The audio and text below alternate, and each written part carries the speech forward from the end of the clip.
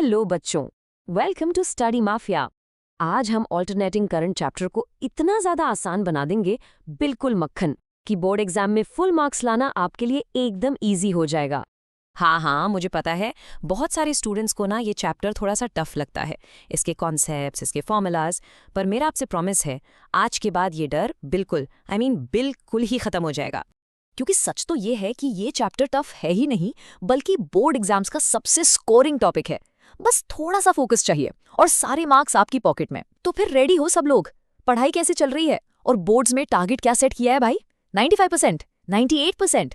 जो भी है मुझे कमेंट्स में जरूर बताना। और हाँ, इसके बाद कौन सा चैप्टर चाहिए वो भी लिख देना, ठीक है? चलो शुरू करते हैं। ओके, तो ये है हमारा आज का रोड मैप, एकदम क्लियर।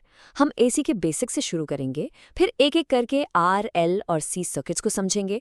उसके बाद इनकी टीम यानी एलसीआर सर्किट और उसका सबसे इंपॉर्टेंट केस रेजोनेंस, और एंड में ट्रांसफॉर्मर्स को भी कवर करेंगे। सब कुछ एकदम बोर्ड पैटर्न के हिसाब से। सेक्शन 1, एसी बेसिक्स एंड की टर्म्स।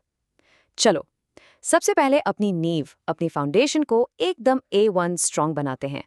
देखो, आसान भाषा में करंट ना दो तरह का होता है। एक है डायरेक्ट करंट यानी डीसी। ये बेचारा बड़ा सीधा सा है, जो बैटरी से मिलता है और हमेशा एक ही डायरेक्शन में चलता है। और दूसरा है हमारा हीरो, ऑल्टरनेटिंग करंट यानी एसी। ये टाइम के साथ अपनी डायरेक्शन और अपनी वैल्यू दोनों बदलता रहता है, बिल्कुल एक वेव की तरह। जो हमारे घरों में सप्लाई आती है ना, वो एसी ही होती है। अब एक प्रॉब्लम है, एसी तो कॉन्स्टेंटली बदल रहा है, तो उसकी एक फिक्स्ड वैल्यू कैसे बताएं? इसके लिए हम यूज करते हैं आरएमएस वैल्यू। सिंपल वर्ड्स में ये एसी की इफेक्टिव या असली काम करने वाली वैल्यू है।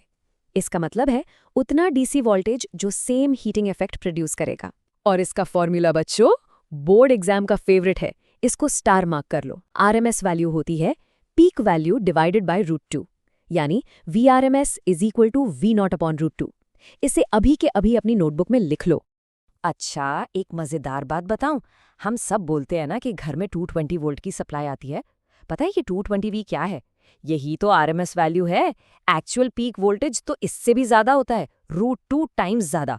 तो आगे से याद रखना, 220V उसकी इफेक्टिव वैल्यू है, मैक्सिमम वैल्यू नहीं। चलो, अब सेक्शन 2 पे चलते हैं, प्योर एसी सर्किट्स।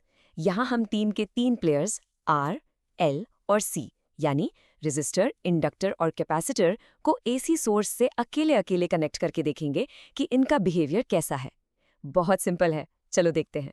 सबसे पहले रेजिस्टर। ये सबसे सिंपल और ओबीडियंट प्लेयर है।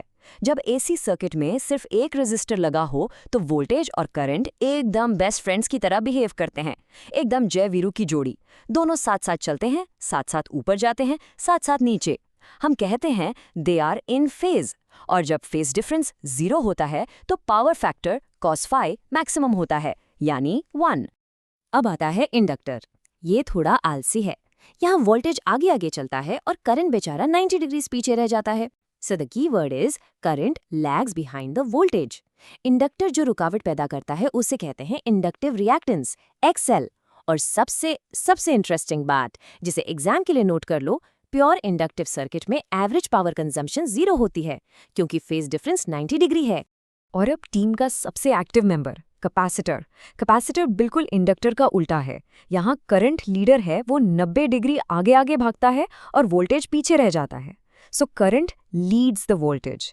कैपेसिटर जो ऑपोजिशन ऑफर करता है उसे कहते हैं कैपेसिटिव रिएक्टेंस, XC। और हाँ, इंडक्टर की तरह यहाँ भी एवरेज पावर कंजम्पशन 0 ही है। तो बस इतना याद रखो, L में करंट लैग्स, C में करंट लीड्स। सिंपल। ओके, अब तक हमने सोलो प्लेयर्स को देखा।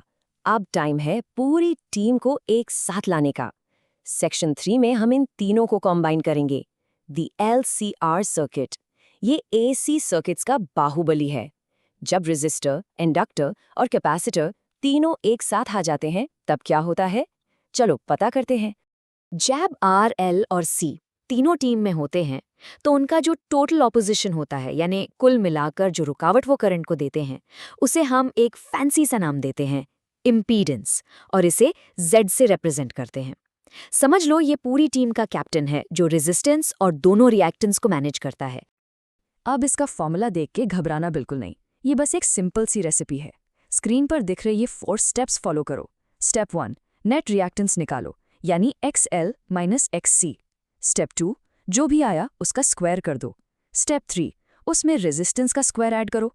और फाइनली स्टेप 4 पूरे का स्क्वायर रूट ले लो। बस मिल गया आपको इम्पीडेंस Z। ये स्टेप्स नोट कर लो, सारे न्यूमेरिकल्स इसी से ही सॉल्व होंगे।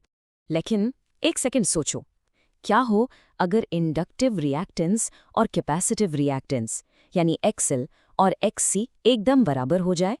जब टीम के 2 मेंबर्स की पावर इक्वल हो जाए, तब होता है असली जादू। और इसी स्पेशल केस को, इसी जादू को हम फिजिक्स की भाषा में कहते हैं सेक्शन फॉर रेजोनेंस। बच्चों, ये इस चैप्टर का सबसे इंपॉर्टेंट फिनोमिनन है। यहाँ सर्किट अपनी फुल पोटेंशियल पर काम करता है। तो रेजोनेंस की शर्त क्या है? ये वो स्पेशल फ्रीक्वेंसी है जहां XL और XC एक दूसरे के इफेक्ट को पूरी तरह से पुफ कैंसिल कर देते हैं। मतलब इंडक्टर और कैपेसिटर की लड़ाई बराबरी पे खत्म हो जाती है, दोनों का झगड़ा सॉल्व।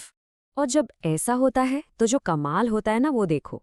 सबसे पहले सर्किट का टोटल ऑपोजिशन यानी इम्पीडेंस एकदम मिनिमम हो जाता है, सिर्फ R के बराबर। और जब रुकावट मिनिमम होगी तो करंट क्या होगा? Of course maximum. करंट के लिए तो हाईवे खुल गया। और पता है इसका सबसे बेस्ट रियल लाइफ एग्जाम्पल क्या है? हमारा रेडियो और टीवी। जब हम चैनल चेंज करते हैं तो हम एक्चुअली रेजोनेंस फ्रीक्वेंसी को ही ट्यून कर रहे होते हैं। चलो अब सेक्शन 5 पर चलते हैं, पावर एंड पावर फैक्टर। हमने सर्किट तो समझ लिया, पर उसमें पावर कितनी एफिशिएंटली यूज हो रही है, कितना काम हो रहा है, ये भी तो जानना जरूरी है। देखो, इसको आसान भाषा में समझो। एसी सर्किट्स में 3 तरह की पावर होती है। ट्रू पावर, जो असली काम करती है। रिएक्टिव पावर, जो कामचोर पावर है, बस एनर्जी स्टोर करके रिटर्न करती है। और एपरेंट पावर है टोटल पावर, जो सप्लाई हुई। इनके बीच की एफिशिएंसी का रिपोर्ट कार्ड है पावर फैक्टर। बस इतना याद रखो, पावर फैक्टर जितना 1 के पास होगा, सर्किट उतना ही A+ ग्रेड का, यानी उतना ही एफिशिएंट होगा। और अब आते हैं चैप्टर के फाइनल और सबसे प्रैक्टिकल टॉपिक पर, सेक्शन 6 ट्रांसफॉर्मर्स। ये एसी का वो असली जादू है जो हमारी रोज की जिंदगी को पॉसिबल बनाता है। ट्रांसफॉर्मर बच्चों एक ऐसी डिवाइस है जो एसी वोल्टेज को बढ़ा यानी स्टेप अप या घटा यानी स्टेप डाउन कर सकती है। ये सब नंबर ऑफ टर्न्स का खेल है। अगर सेकेंडरी कॉइल में टर्न्स ज्यादा हैं तो वोल्टेज स्टेप अप हो जाएगा, और अगर टर्न्स कम है तो वोल्टेज स्टेप डाउन होगा। लेकिन एक बात हमेशा याद रखना, जब वोल्टेज बढ़ता है तो करंट कम हो जाता है, और यही इसका सीक्रेट है। पावर लॉस का फॉर्मूला है I²R। करंट कम होने से पावर लॉस बहुत बहुत कम हो जाता है। इसीलिए लंबी दूरी तक इलेक्ट्रिसिटी भेजने के लिए हम वोल्टेज को स्टेप अप करके भेजते हैं। चलो अब एग्जाम के लिए एक सुपर फास्ट फाइनल रिकैप करते हैं। एसी डायरेक्शन बदलता है, डीसी कांस्टेंट रहता है। घर में आने वाला 220V RMS वैल्यू है, पीक नहीं।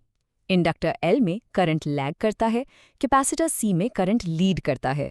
LCR सर्किट की टोटल रुकावट को इम्पीडेंस Z कहते हैं। जब XL और XC बराबर हो तो रेजोनेंस होता है और करंट मैक्सिमम हो जाता है। और ट्रांसफॉर्मर्स एसी वोल्टेज को चेंज करते हैं ताकि पावर ट्रांसमिशन एफिशिएंट बन सके। डन। बस इतना ही। अगर आज का कॉन्सेप्ट क्लियर हो गया हो तो लाइक करो, शेयर करो और स्टडी माफिया को सब्सक्राइब करना मत भूलना, क्योंकि यहाँ पढ़ाई होती है स्मार्ट तरीके से।